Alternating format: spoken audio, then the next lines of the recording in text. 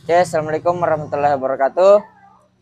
Hari ini saya baru saja belajar tentang causative verbs. Nah, di sini saya ingin menjelaskan kembali bagaimana cara penggunaan causative verbs untuk lebih memahami apa yang saya dapatkan tadi. Nah, perlu kita ketahui bersama, causative verbs adalah bentuk kata kerja yang mengindikasikan orang pertama menyebabkan orang kedua untuk melakukan suatu pekerjaan atau bisa dibilang menyuruh orang melakukan sesuatu. Nah, rumusnya di sini rumus tersendiri. Orang pertama plus merayu atau meminta atau memaksa orang kedua untuk melakukan suatu pekerjaan. Contoh, Alif memaksa Sakar untuk membaca buku. Nah, di sini Alif itu sebagai subjek dan memaksa itu sebagai causative verb. Dan Sakar itu adalah objek. Nah, kemudian artinya Sakar makes Alif makes Sakar read book. Itu adalah pekerjaan. Kemudian kinds dari causative murni. Di sini ada verb setara makna. Verb tersendiri itu adalah ada 3. Yang pertama, get, have, make. Get berarti merayu, have berarti meminta, dan make berarti memaksa. Kemudian ada yang dinamakan setara makna. Setara makna itu adalah persuade yang berarti merayu, ask berarti meminta, dan force berarti memaksa. Nah, ada juga yang dinamakan causative tidak murni. Di causative tidak murni itu terdapat 2 verb. Nah, yang pertama itu let yang bermakna mengizinkan dan help bermakna membantu. Di setara maknanya itu adalah allow yang berarti mengizinkan dan assist berarti membantu. Kemudian kita masuk bentuk kausatif atau form kausatif. Ada 2 bentuk kausatif. Yang pertama itu kausatif aktif dan yang kedua itu kausatif pasif. Nah, di kausatif aktif yang rumusnya itu adalah subjek plus kausatif verb plus objek plus objektif complement plus objektif complement. Nah, di kausatif verb terdapat 5 verb. Yang pertama itu get, kedua have, make, let, dan terakhir help. Nah, ketika kita menggunakan get, berarti kita harus menambahkan to verb 1 atau to infinitive. Kemudian ketika kita menggunakan have, make, dan let, itu tidak pakai itu, langsung saja verb 1. Dan ketika kita menggunakan help, itu bisa digunakan to verb 1 atau verb 1. Maknanya tetap. Dan ini semua, kata kerja ini bisa digunakan di semua tenses. Nah, kita masuk ke setara makna. Jika menggunakan setara makna, maka objektif complement berupa to verb 1 atau to infinitive. Rumusnya itu adalah subjek plus setara makna plus objek plus objektif complement. Nah, di sini saya beri contoh.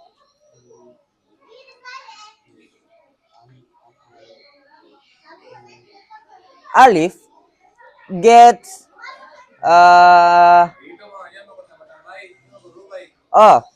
Alif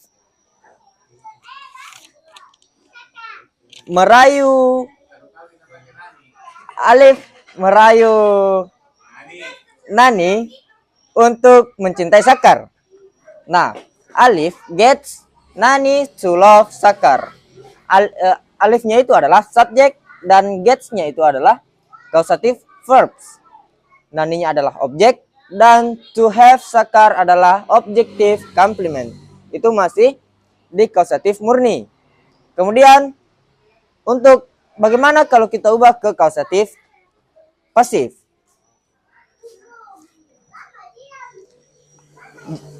Ketika kita ubah menjadi causative pasif, Alif persuades Nani to love Sakar.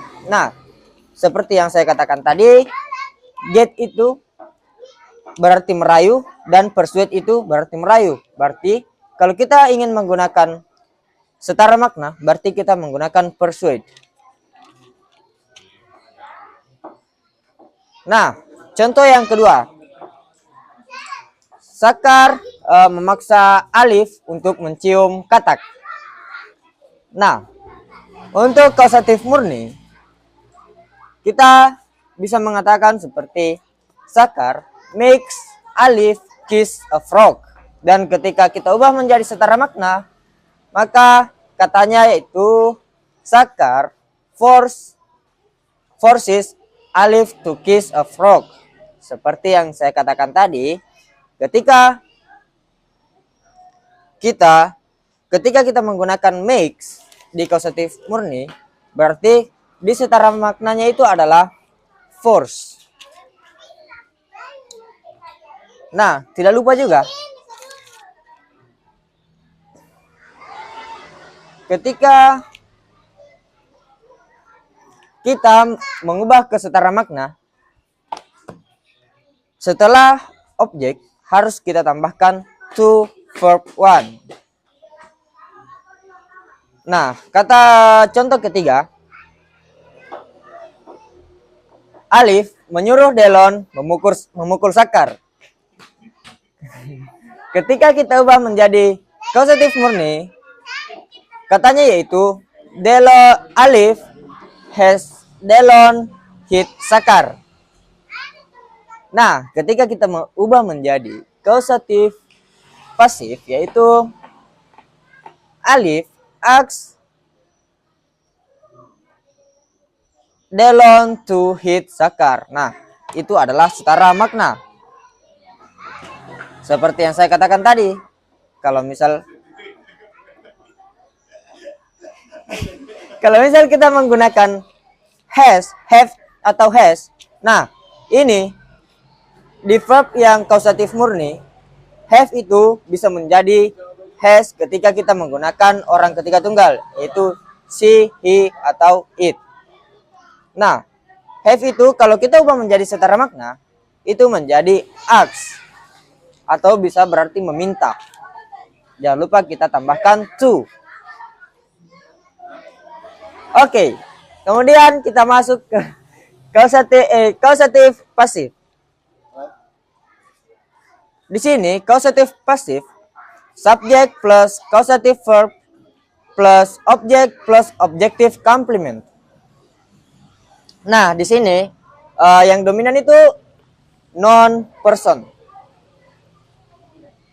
Nah, causative verbnya di sini ada dua, yaitu get dengan have. Itu bisa digunakan di semua tenses. Jika kita menggunakan setara makna, maka objective complement berupa to be verb 3. Objective complement yang ditambahkan to be verb 3. Rumusnya itu subject plus setara makna plus object complement. Atau jika kita mengubah ke setara makna, akan ditambahkan to be verb 3 yang menjadi subject plus setara makna plus objek plus to be verb 3. Nah, di sini saya akan memberi satu contoh.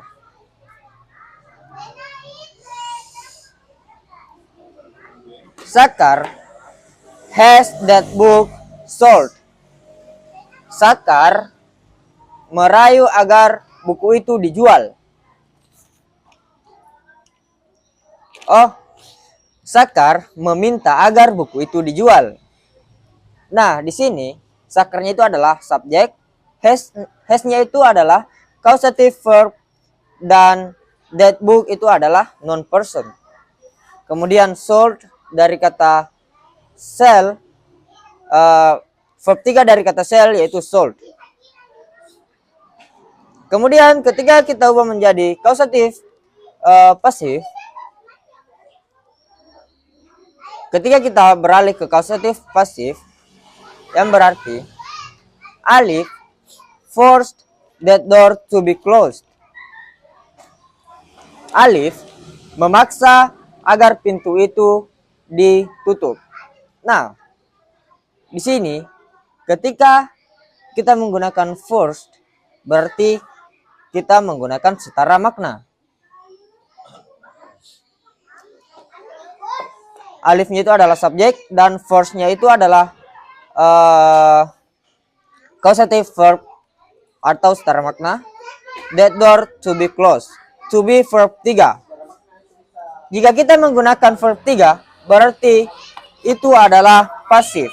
Itu adalah causative pasif ketika sudah terdapat verb 3. Nah, mungkin itu saja yang dapat saya sampaikan.